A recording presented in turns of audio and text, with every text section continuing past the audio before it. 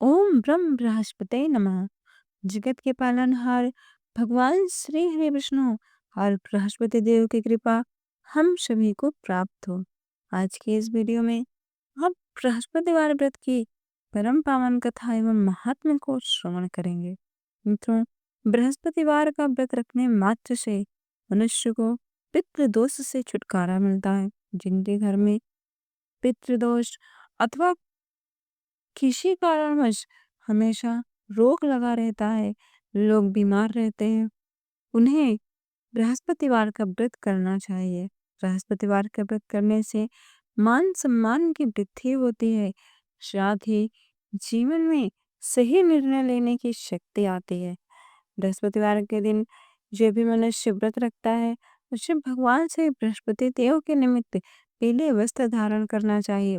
गौ माता को पीले भोजन, पीला लड्डू इत्यादि अपनी शक्ति और सामर्थ्य के अनुसार न कुछ हो सके तो चना, गुड़, केला इत्यादि गौ माता को अर्पण करना चाहिए। आइए अब बृहस्पतिवार की परम पावन कथा को श्रवण करते हैं। बहुत समय पहले भारतवर्ष में एक बड़ा ही प्रतापी और धार्मिक राजा राज्य करता था। वह प्रतिदिन गरीबों और ब्राह्मणों की सहायता करता था, परंतु उसकी यह दानवीरता उसकी पत्नी को अच्छी नहीं लगती थी। न वह कभी गरीबों को दान देती थी और न ही भगवान का कभी पूजन करती थी, और वह राजा को प्रतिदिन दान देने से मना किया करती थी। एक दिन जब राजा शिकार के लिए वन में खेलने गए थे, तब रानी महल में अकेली थी। उसी समय बृहस्पति देव साधु वेश में राजा के महल में भिक्षा के लिए गए और रानी से भिक्षा की याचना की, परंतु रानी ने भिक्षा देने से मना किया और कहा, हे साधु, मैं तो इस दान पुण्य से तंग आ गई हूँ। एक मेरा पति है जो सारा दिन धन लुटाते रहते हैं।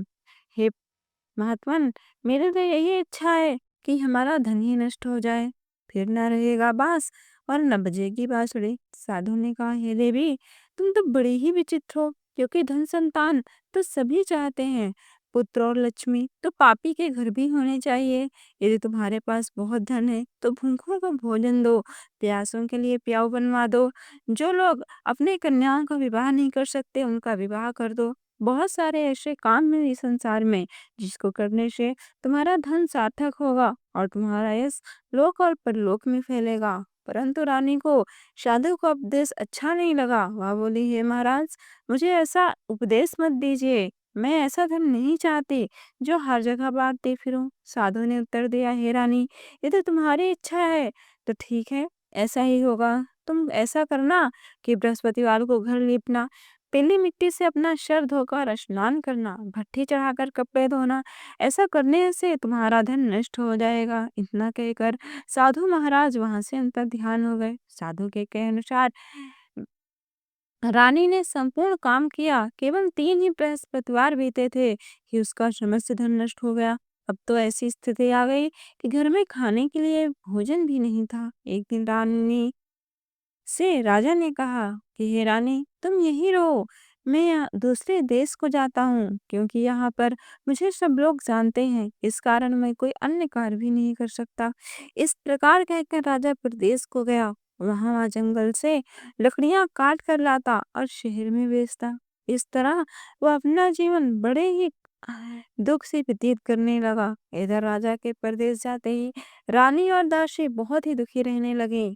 एक बार जब रानी और दासी को 7 दिनों तक भोजन के बिना रहना पड़ा, तो रानी ने अपने दासी से कहा कि हे दासी, पास ही के नगर में मेरी एक बहन रहती है, वह बड़ी ही धनवान है, तो उसके पास चली जा और कुछ लेके आ, ताकि हमारा थोड़े दिन तो अच्छे से गुजर बसर हो। रानी दासी की बहन के पास गई, परंतु उस दिन गुरुवार था और रानी की बहन उस समय बृहस्पतिवार व्रत की कथा को श्रवण कर रही थी। दासी ने रानी की बहन को अपनी रानी का संदेश दिया, लेकिन रानी की बड़ी बहन ने कोई उत्तर नहीं दिया। जब दासी को रानी की बहन से कोई उत्तर नहीं मिला तो वह अत्यंत दुखी हुई और उसे क्रोध भी आया। दासी ने वापस आकर रानी को सारी बातें बताई। सुनकर रानी ने अपने ही भाग्य को कोसा। उधर रानी की बहन ने सोचा कि मेरी बहन की दासी आई थी, परंतु उससे मैंने कुछ नहीं बोला। वह अत्यंत दुखी हुई होगी। कथा सुनकर पूजन समाप्त करके वह अपनी बहन के घर गई और कहने लगी, हे बहन, मैं बृहस्पतिवार के व्रत और पूजन कर रही थी, तुम्हारी दासी आई थी, परंतु जब तक कथा होती है तब तक तो ना उठ सकते हैं ना बोल सकते हैं, इसलिए मैं नहीं बोल पाई। कहो दासी, तुम क्यों गई थी? रानी बोली, हे बहन, मैं तुमसे क्या छिपाऊं, हमारे घर में खाने तक को अनाज नहीं है। ऐसा कहते कहते रानी की आंखें विनम्र हो गई। उसने अवदासी समेत पिछले 7 दिनों से भूखे रहने तक की बात अपनी बहन को विस्तार पूर्वक सुना दी। रानी की बहन बोली, देखो बहन, भगवान बृहस्पति देव सबकी मनोकामना अवश्य पूरा करते हैं। देखो, शायद तुम्हारे घर में अनाज रखा हो। पहले तो रानी को विश्वास नहीं हुआ, पर बहन के आग्रह करने पर उसने अपनी दासी को अंदर भेजा तो सचमुच अनाज से भरा एक घड़ा प्राप्त हुआ। यह देखकर दासी को बड़ी हैरानी हुई। दासी रानी से कहने लगी कि हे रानी, जब हमको भोजन नहीं मिलता तो हम व्रत ही तो करते हैं, इसलिए क्यों न इनसे व्रत और कथा की विधि पूछ ली जाए, ताकि हम भी व्रत कर सकें। तब रानी ने अपनी बहन से बृहस्पतिवार व्रत के बारे में पूछा। उसकी बहन ने बताया कि बृहस्पतिवार के व्रत में चने की दाल और मुनक्का से विष्णु भगवान का केले की जड़ में पूजन करें तथा दीप जलाएं। इससे व्रत कथा सुने। व्रत जप की कथा जब तक संपूर्ण न हो जाए तब तक किसी से बात न करें। फिर शाम के समय बिना नमक के पीला भोजन करें, इससे बृहस्पति भी प्रसन्न होते हैं। व्रत और पूजन विधि बताकर रानी अपने बहन को घर को वापस आ गई। 7 दिन के बाद जब गुरुवार आया तो रानी और दासी ने व्रत किया। गुड़साल में जाकर चना और गुड़ लेकर आई, फिर इससे केले की जड़ तथा भगवान विष्णु का पूजन किया। अब पीला भोजन कहाँ से आए, इस बात को लेकर दोनों बहुत दुखी थे, क्योंकि उन्होंने व्रत रखा था, इसलिए बृहस्पति देव उनसे प्रसन्न थे। इसलिए एक साधारण व्यक्ति का रूप धरकर 2 थालों में सुंदर पीला भोजन दासी को दे गए। भोजन पाकर दासी बहुत प्रसन्न हुई और फिर रानी के साथ मिलकर भोजन ग्रहण किया। इसके बाद वो सभी गुरुवार को व्रत और पूजन करने लगी। बृहस्पति भगवान की कृपा से उनके पास फिर से धन और संपत्ति आ गई। परंतु जैसे ही धन संपत्ति आई, रानी को फिर से पहले के जैसे ही आलस्य आने लगा। तब दासी बोली, देखो रानी, तुम पहले भी इसी प्रकार आलस्य करती थी, तुम्हें धन रखने में कष्ट होता था, इस कारण सभी धन नष्ट हो गया, और अब जब भगवान बृहस्पति देव की कृपा से धन मिला है तो तुम्हें फिर से आलस्य आ रहा है। रानी को समझाते हुए दासी कहती है कि बड़ी ही मुश्किलों के बाद हमने यह धन पाया, इसलिए हमें यह धन दान पुण्य करने में खर्च करने चाहिए। भूखों को भोजन और जो गरीब हों, जो अपने कुमारी कन्याओं का विवाह नहीं कर सकते, उनका विवाह, और ऐसे कई कार्य हैं जिनको करने से तुम्हारे कुल का यश बढ़ेगा, स्वर्ग की प्राप्ति होगी, पितृ भी प्रसन्न होंगे। दासी की बात रानी को समझ में आया और अब तो अपना धन शुभ कार्यों में खर्च करने लगे, जिससे पूरे नगर में धीरे धीरे उसका यश सर्वत्र फैलने लगा। बृहस्पतिवार व्रत की कथा को प्रतिदिन श्रद्धा के साथ रानी सुनती और प्रत्येक मनुष्य को भगवान के बृहस्पति देव की महिमा की कथा सुनाती और सबको पीला भोजन गुरुवार के दिन बांटती थी। एक दिन राजा दुखी होकर जंगल में एक पेड़ के नीचे इधर आसन जमा कर बैठ गया। जब वह अपनी दशा को याद करके व्याकुल होने लगा, बृहस्पतिवार का दिन था, एकाएक उसने देखा कि निर्जन वन में एक साधु प्रकट हुए। वह साधु स्वयं बृहस्पति देवता थे। लकड़हारे के सामने आकर बोले, हे लकड़हारे, इस सुनसान जंगल में तू चिंता मग्न क्यों बैठा है? लकड़हारे ने दोनों हाथ जोड़कर प्रणाम किया और उत्तर दिया, हे महात्मा जी, आप सब कुछ जानते हैं, मैं क्या कहूँ? यह कहकर वह रोते हुए अपनी आत्मकथा साधु को सुनाई। महात्मा जी ने कहा, हे राजन, तुम्हारी स्त्री ने बृहस्पतिवार के दिन बृहस्पति भगवान का निरादर किया है, जिससे रुष्ट होकर उन्होंने तुम्हारी यह दुर्दशा की है। परंतु अब तुम चिंता दूर करके मेरे कहे अनुसार चलो, तुम्हारे सब कष्ट अवश्य ही दूर होंगे और भगवान पहले से भी अधिक तुम्हें संपत्ति प्रदान करेंगे। तुम बृहस्पतिवार के दिन कथा किया करो, 2 पैसे की छेनी में के लाकर उसका प्रसाद बनाओ और शुद्ध जल में पीतल के लोटे में शक्कर मिलाकर अमृत तैयार करो। कथा के पश्चात अपने सारे परिवार और सुनने वाले प्रेमियों में अमृत व प्रसाद बांटो। काट कर आप भी ग्रहण करो। ऐसा करने से भगवान तुम्हारी सभी मनोकामना अवश्य ही पूरी करेंगे। साधु के ऐसे वचन सुनकर लकड़हारा बोला कि हे प्रभु, मुझे लकड़ी बेचकर इतना धन नहीं मिलता जिसके उपरांत मैं भोजन करूं और उसमें कुछ बचा भी लूं। मैंने रात्रि को अपनी स्त्री को बहुत व्याकुल देखा है, परंतु मेरे पास कुछ भी नहीं है जिससे मैं उसकी खबर मंगा सकूं। साधु ने कहा, हे लकड़हारे, तुम किसी बात की चिंता मत करो। बृहस्पतिवार के दिन तुम रोजाना की तरह लकड़ियां लेकर शहर को जाओ। तुम्हें रोज से दुगना धन प्राप्त होगा, जिससे तुम भली भांति भोजन कर लोगे तथा बृहस्पति देव की पूजा का सामान भी आ जाएगा। इतना कहकर साधु अंतर ध्यान हो गए। धीरे धीरे समय व्यतीत होने पर फिर वही बृहस्पतिवार का दिन आया। लकड़हारा जंगल से लकड़ी काट कर किसी शहर में बेचने गया। उसे उस दिन और दिन से अधिक धन प्राप्त हुआ। फिर उसी पैसे से राजा ने चना गुड़ा दिलाकर गुरुवार का व्रत किया, परंतु जब दोबारा गुरुवार का दिन आया तो बृहस्पतिवार का व्रत करना भूल गया। इसी कारण भगवान बृहस्पति से रुष्ट हो गए। उस दिन उस नगर के राजा ने एक विशाल यज्ञ का आयोजन किया था तथा पूरे शहर में यह घोषणा करा दी कि कोई भी मनुष्य अपने घर में भोजन न बनाए, यहाँ तक कि कोई भी मनुष्य अपने घर में आग न जलाए। समस्त जनता मेरे यहाँ भोजन करने आए। जो मनुष्य अपने घर में भोजन बनाएगा उसे फांसी की सजा दी जाएगी। इस तरह की घोषणा संपूर्ण नगर में करवा दी गई थी। राजा के आज्ञानुसार शहर के सभी लोग भोजन करने गए, लेकिन लकड़हारा कुछ देर से पहुंचा, इसलिए राजा उसको अपने साथ घर में ले आए और ले जाकर उसके अपने घर में भोजन करा रहे थे। तो रानी की दृष्टि उस खूंटी पर पड़ी जिस पर उसका हार लटका हुआ था। वह वहां पर दिखाई नहीं दिया। रानी ने निश्चय किया कि मेरा हार इसी मनुष्य ने चुरा लिया है। उसी समय सिपाहियों को बुलाकर उसे कारागार में डलवा दिया गया। जब लकड़हारा कारागार में पड़ गया और बहुत दुखी होकर वह विचार करने लगा कि न जाने कौन से पूर्व जन्म के कर्म से मुझे यह दुख प्राप्त हुआ है, और उसी साधु को याद करने लगा जो जंगल में मिला था। उसी समय तत्काल बृहस्पति देव साधु के रूप में प्रकट हुए और उसकी दशा को देखकर कहने लगे, अरे मूर्ख, तूने बृहस्पति देव की कथा नहीं करी, इसी कारण तुझे यह दुख प्राप्त हुआ है। परंतु अब तू चिंता मत कर। बृहस्पतिवार के दिन कारागार के दरवाजे पर 4 पैसे तुझे पड़े मिलेंगे, उनसे तू बृहस्पति देव की पूजा करना, तेरे सभी कष्ट अवश्य दूर हो जाएंगे। बृहस्पतिवार के दिन उसे 4 पैसे पड़े मिले। लकड़हारे ने कथा कही। उसी रात्रि को बृहस्पति देव ने उस नगर के राजा को स्वप्न में कहा कि हे राजा, तुमने जिस आदमी को कारागार में बंद किया है वह निर्दोष है, वह राजा है, उसे छोड़ दो। रानी का हार उसी खूंटी पर लटका है। अगर तू ऐसा नहीं करेगा तो मैं तेरे राज्य को नष्ट कर दूंगा। इस तरह रात्रि के स्वप्न को देखकर राजा प्रातः काल उठा और खूंटी पर हार देखकर लकड़हारे को बुलाकर क्षमा मांगी तथा लकड़हारे को योग्य सुंदर वस्त्र आभूषण देकर विदा कर दिया। बृहस्पति देव के अनुसार लकड़हारा अपने नगर को चला।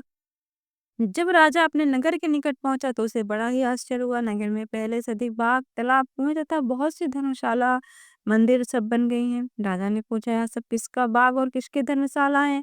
तब नगर के सब लोग कहने लगे कि यह सब रानी और बांदी के हैं। तो राजा को आश्चर्य हुआ और गुस्सा भी आया। जब रानी ने यह खबर सुनी कि राजा आ रहे हैं तो उन्होंने बांदी से कहा कि हे दासी, देख राजा हमको कितनी बुरी हालत में छोड़ कर गए थे। हमारी ऐसी हालत देखकर कहीं वह वापस न चले जाएं, इसलिए तो दरवाजे पर खड़ी हो जा। अनुसार दासी दरवाजे पर खड़ी हो गई।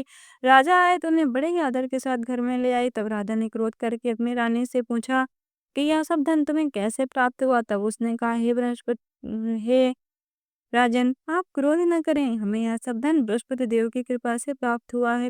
राजा ने निश्चय किया कि 7 दिन बाद तो सभी बृहस्पति देव का पूजन करते हैं, परंतु अब मैं प्रतिदिन 3 बार कहानी तथा रोज व्रत किया करूंगा। अब हर समय राजा के दुपट्टे में चने की दाल बंधी रहती तथा वह दिन में 3 बार कहानी कहता। एक रोज राजा ने विचार किया कि चलो अपनी बहन के यहाँ हो आए। इस तरह निश्चय करके राजा घोड़े पर सवार हो अपनी बहन के यहाँ को चलने लगा। मार्ग में उसने देखा कि कुछ आदमी एक मुर्दे को लेकर जा रहे हैं। उन्हें रोककर राजा कहने लगा, अरे भाइयों, मेरे बृहस्पति देव की कथा सुन लो। वो बोले, लो, हमारा आदमी मर गया है, परंतु इसे अपनी कथा की ही पड़ी है। कुछ आदमी बोले, अच्छा कहो, हम तुम्हारी कथा भी सुनेंगे। राजा ने दाल निकाली और जब कथा आधी हुई कि मुर्दा हिलने लग गया और जब कथा समाप्त हो गई तो राम राम करके वह मनुष्य उठकर खड़ा हो गया। एक बार प्रेम से बोलिए भगवान बृहस्पति देव की जय। अब आगे मार्ग में उसे एक किसान खेत में हल चलाता मिला। राजा ने उसे देखा और इससे बोला, अरे भैया, तुम मेरे बृहस्पतिवार की कथा सुन लो। किसान बोला, जब तक मैं तेरी कथा को सुनूंगा तब तक 4 हरैया खेत जोत लूंगा। जब अपनी कथा किसी और को सुनाना।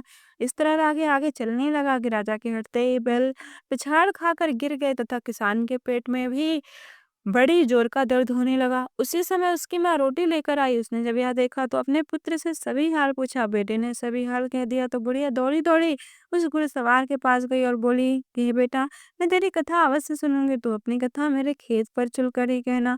राजा ने बुढ़िया के खेत पर जाकर कथा कही, जिसके सुनते ही वह बैल उठकर खड़े हो गए तथा किसान के पेट का दर्द भी बंद हो गया। राजा अपनी बहन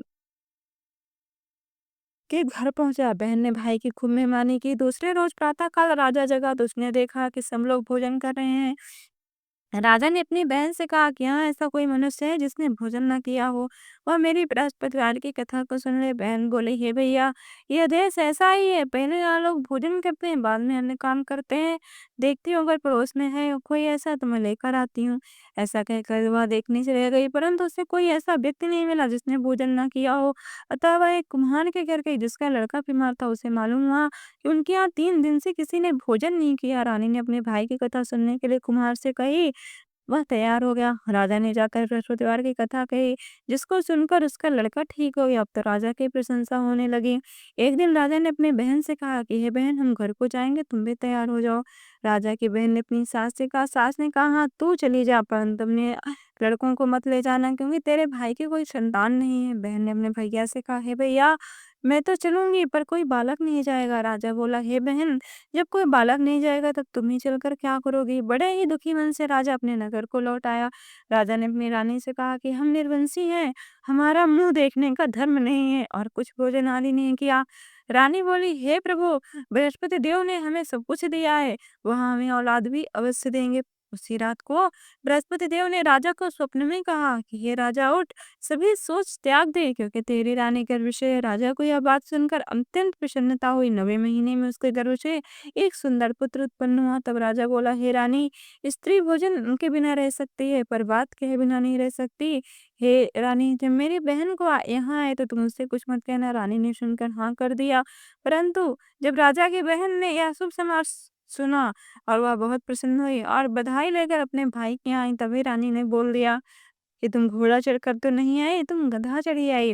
राजा की बहन बोली, हे भाभी, मैं इस प्रकार न कहती तो तुम्हें संतान की प्राप्ति कैसे होती, क्योंकि बृहस्पति देव ऐसे ही हैं, जैसे जिसके मन में कामनाएं आती हैं वह सभी को वैसे वैसे पूर्ण करते जाते हैं।